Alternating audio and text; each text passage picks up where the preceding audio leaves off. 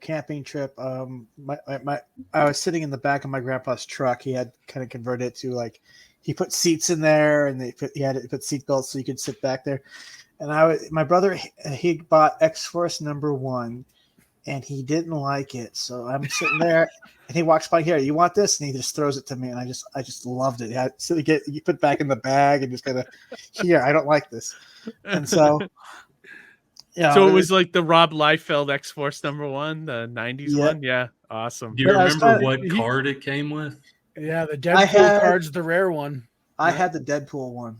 Did you have the Deadpool one? Nice. He used the card to put in between the spokes of his bicycle. I don't remember what happened to it. I just remember I was like, it's like I didn't even know who Cable was.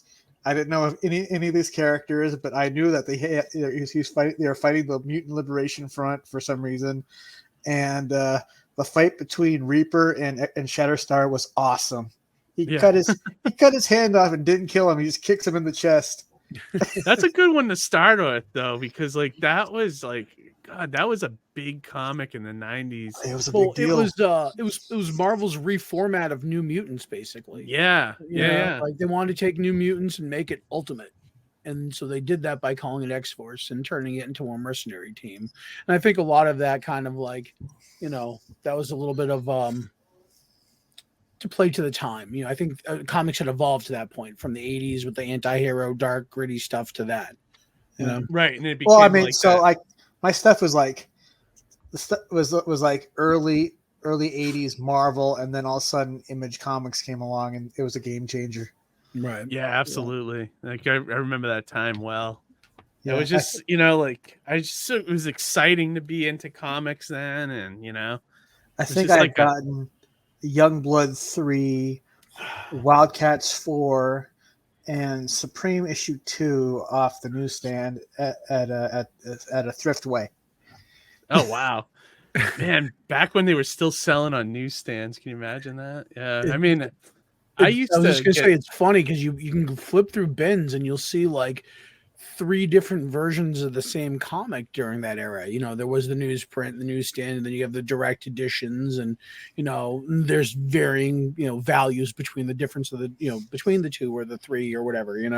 Well, as well as like the foil covers and the variants and all that stuff. So you had the 3 different comics, then you had the different covers, and I made a point never to buy a variant. It's like I already have that book, so I don't need to really buy it again. Yeah, I was never a variant guy either, unless the cover was like something amazing. But normally I'm just happy just to have the story. Like I don't care about none of that crap.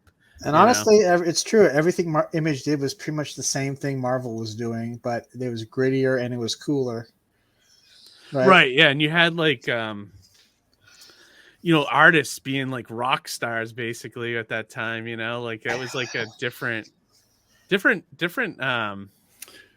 vibe than it is now, Could you imagine? Rob Liefeld was doing Calvin Klein jean ads, like right? Yeah, it's bizarre. Could you imagine if he actually did a comic book with who was that rapper?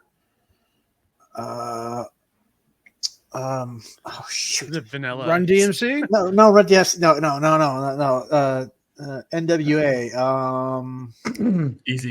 Eazy-E, yeah, because Eazy-E wanted to do a comic with him, and I guess it went as far as doing concept sketches, and then they both got too busy, and then Eazy-E died.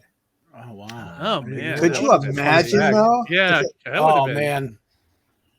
It was funny too. I don't know if you guys follow Rob Liefeld at all, but he released the Captain America cover. Yeah, the Captain America. Did you see that? Like that image that Johnny, that image he always like people make fun of him for, that side angle. Big busted Captain America. Yeah. He redid it, but he redid it as the Falcon cap, and he kept the big chest and everything. So I like that he's a good sport about that, because like that's the one thing, like I always said there's good Rob Liefeld and then there's bad Rob Liefeld. I mean, everybody hits a foul ball now and then. Yeah, well, I'll also say, like, a lot of people like crap on him and have crapped on him, but Rob Liefeld by no means is like a bad artist or how a lot of people say like the worst artist. Like, he's a good artist. It's just sometimes he has those mistakes or those misses. What? What?